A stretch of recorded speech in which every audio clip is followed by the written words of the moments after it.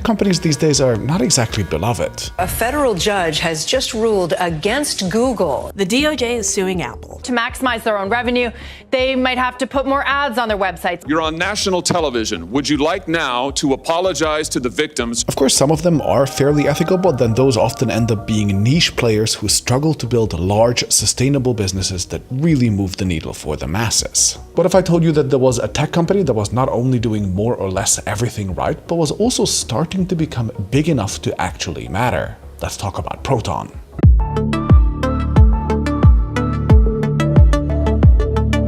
By the way, this video was not sponsored by Proton. They did not ask me to make it. I did not join their affiliate program so that we don't have any conflicts of interest. And if anything, I've actually been sponsored by some of their competitors in the past. Instead, this video is actually sponsored by Brilliant. More about them at the end. When in 2013 Edward Snowden revealed just how much governments were spying on people, demand for more encrypted internet services suddenly exploded and email became an obvious candidate in need of reform. Developed in the 70s and 80s, email was notoriously insecure and had no real privacy built in by default. Encryption techniques such as PGP had been invented but were far from universal. Since email is just a million different mail servers operated by a million different companies that have agreed to exchange messages, any comprehensive change would require each one of those to agree to a new standard and to implement it correctly. Not only does that make encryption, for example, technically challenging, it's also unlikely to happen given that the world's largest email provider is, also the world's largest advertising company. Maybe that's not a coincidence. As Proton co-founder Andy Yen said, the government wants to read it, Google wants to read it, Microsoft wants to read it, your IT admin wants to read it. So in this environment, there was a pretty obvious market gap that a new player could exploit. Just 1 year after the Snowden revelations, Proton Mail was founded by a bunch of scientists from CERN. The place in Switzerland where they make very small particles go room room in a very big circle. And the idea was to make an email service that offered real end-to-end encryption using PGP while also being just as easy to use as Gmail or Hotmail. PGP, or Pretty Good Privacy, was invented in 1991, but setting it up requires users to manually exchange and set up long strings of characters called keys with each contact, which means that it never became truly widely adopted. Proton Mail just turned PGP on automatically by default between all Proton Mail users, meaning that Proton itself couldn't actually read that amazing secret recipe that your grandma emailed you as long as you both used Proton Mail. Now with that, you might have already noticed a pretty obvious limitation of this service. When two people talk, both of them need to keep a secret in order for that secret to remain a secret. But if the other party used any other email provider, Proton couldn't actually enforce privacy. Proton, of course, open-sourced their client so you could be sure that they didn't read your emails. But for example, Google's official policy until 2017 was to just read every email in a person's Gmail inbox in order to target ads at their users. There's not much Proton can do there. Overall then, Proton Mail was a more trustworthy email solution than what came before it, but obviously far from a perfect solution. So why do I think this company is worth talking about anyway? Well, to start with, as imperfect as email inherently is, it is still necessary as the first step towards a larger ecosystem. Email provides identity and you can build a bunch of other services around it, which is exactly what happened next. Even back in 2016, founder Andy Yen said that, quote, "Right now we're focusing on email, but you have the entire space of different applications that can go to the end-to-end encrypted model." And so in 2017, they launched the now very popular Proton VPN, and soon after they launched Proton Calendar and Proton Drive to complete the big productivity trio. Then they acquired Simple Login, which is an email aliasing tool, and they rolled that into their next big product, Proton Pass, a great password manager that could now also create email aliases on the fly. Just a few months ago, they then bought Standard Notes, a notes app that they're integrating into their portfolio as we speak, and they also launched Proton Docs, which, as you'd expect, is a document editor, much like Google Docs. And meanwhile, their latest launch is Proton Wallet, which is an app that helps you keep Bitcoin physically on your device instead of on some online exchange. Having a central service like email at the core was a key enabler for this ecosystem build-out, and while email itself might be inherently imperfect, the whole rest of the ecosystem, Proton has basically complete control over, and so they can build those to be as private as possible. Everything from your passwords in Proton Pass, to your keystrokes in Proton Docs, to your photos being uploaded to Proton Drive, everything is encrypted, and basically all of these apps are also open source. Being able to offer not just a single app for a narrow use case, but basically a whole productivity ecosystem that could theoretically replace something like the Google apps for a person is a big deal. It's also the first major differentiator between Proton and the other kind of ethical tech companies. Now, personally, I'm still missing some things from the Proton ecosystem, like a spreadsheets and presentation app on top of Docs. Standard Notes is just way too basic for my use case. Proton Drive doesn't handle large files super smoothly, etc. But looking at their timeline, you can clearly see them accelerating the new releases aggressively lately, and the same goes for new features too.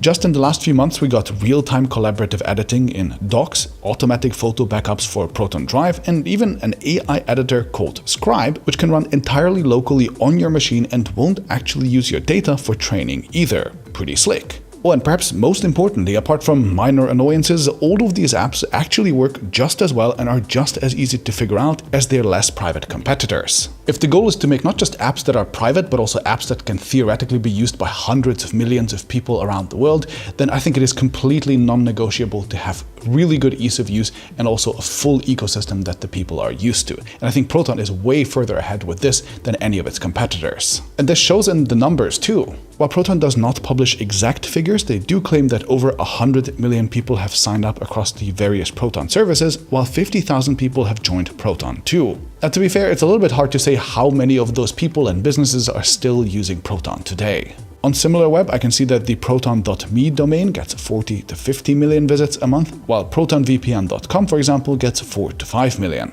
The company has many more domains, and clearly many people will also be using the mobile apps instead of the websites, so user numbers are imprecise, but the point is that users have to be in the tens of millions, and this is not some insignificant tiny player. We also know that in 2021 they claim to have had 50 million signups, so they must have at least doubled those in 3 years, and looking at their careers page, they're hiring pretty aggressively too, which also implies very solid growth. I think achieving anything like real scale is Proton's second big achievement, and it's really important for two big reasons. First, only having scale allows them to invest into actually building an ecosystem of apps that can properly compete with the big players. And second, scale is tremendously important for network effects. Proton Mail, as we've said, is only private if the people around you are also using Proton Mail. While Proton Docs, for example, will become truly powerful when we can expect to send a link to them to random people and expect them to edit it, just like we can with Google Docs or Microsoft Word.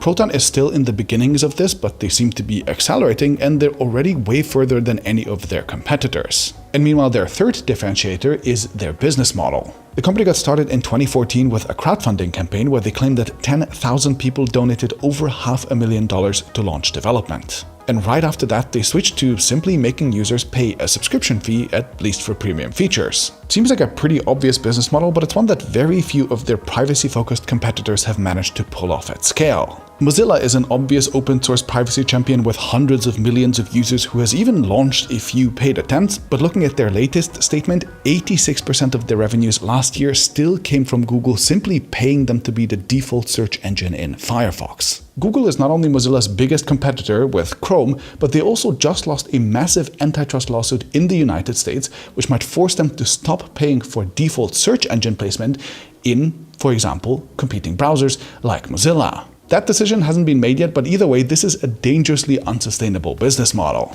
And similarly, Signal is a free app and is funded almost completely by donations from regular users, including me. And while they have been able to collect a significant amount, it doesn't actually seem to be quite enough to offset their costs, and the president of Signal even claims that their expenses might reach about $50 million next year. The gap in funding for now is plugged by zero interest rate loans from rich philanthropists like the WhatsApp founder Brian Acton, which I guess is nice, but it again raises the question of sustainability. What if the philanthropists decide that they don't want to fund it any further? What if the service grows tenfold and suddenly you have massive costs? Who knows? Compared to these, Proton having a simple, sustainable business model that works and has worked for a decade is pretty unique, especially in the open source world where things are often expected to be free. It allows Proton to comfortably remain independent long term. Proton is a private company that doesn't have to reveal its finances, but based on the fact that they haven't taken any massive investments externally, this means that by definition, they're sustainable financially.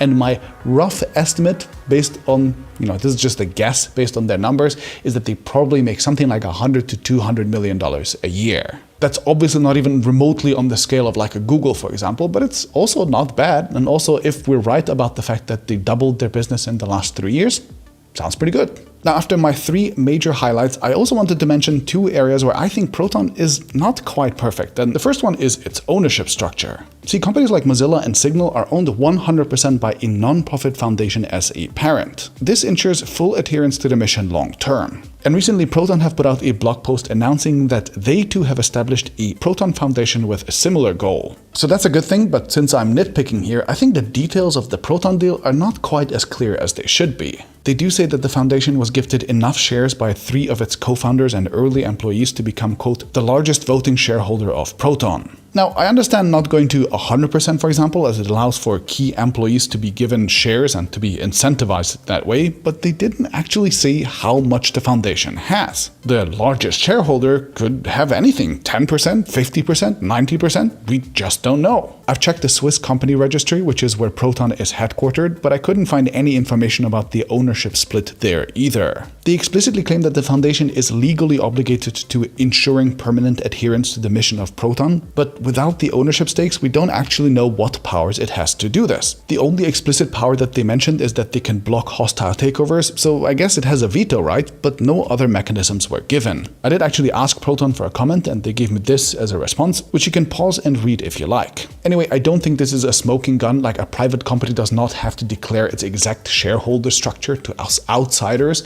but I do think that for a company that really wants its users to trust it, and they went as far as to create a foundation for that, to create user trust, I think even more transparency would be useful. And meanwhile, the second complaint, which hardcore privacy enthusiasts sometimes bring up, is that Proton officially complies with legal warrants from Swiss authorities. This has led to some unfortunate cases in the past, like a French activist being exposed by Proton handing over their IP addresses to the authorities, for example. Proton claims that they had to comply by law as any Swiss company would have, and that the only things that they could share was metadata, not the actual contents of emails, for example, which of course were encrypted. I do think there's a debate to be had about how much companies should comply with legal requests, but honestly, I'll leave that debate to people who know more about the law than I do. The only thing that I can say is that for my threat model, this feels okay. In the grand scheme of things, I think the solid privacy features combined with the easy-to-use apps, the powerful ecosystem, and the sustainable business model do add up to a combination that I think make Proton a uniquely impressive company. Now, whether it's at Proton or some other tech company, I think being one of the people who gets to build systems like this is a really cool job. And if you want to learn how to be one of those people yourself, then check out Brilliant. Brilliant is an online learning platform built specifically to teach people STEM skills. This includes not just computer science topics, but also those around maths, physics, engineering, and more, so you can get a complete picture and to learn to think like an engineer or a scientist. This includes courses like Thinking in Code, which helps you build solid foundations for software development, or Creative Coding, which takes concepts further with variables and loops, while courses like Applied Python focus on more specific use cases tied to a programming language. The specialty of Brilliant is that all of their courses are designed from the ground up with interactivity in mind, so they break complicated topics into smaller chunks, which you can then practice right away. Not only is this proven to be way more effective at making you actually remember what you've just learned, it is also just significantly more fun than passively consuming information, so you're more likely to stick with it. To try everything that Brilliant has to offer for free for a full 30 days, visit brilliant.org/techaltar or click on the link in the description. You'll also get 20% off your annual premium subscription if you choose to get one. So happy learning, and I'll see you next Friday.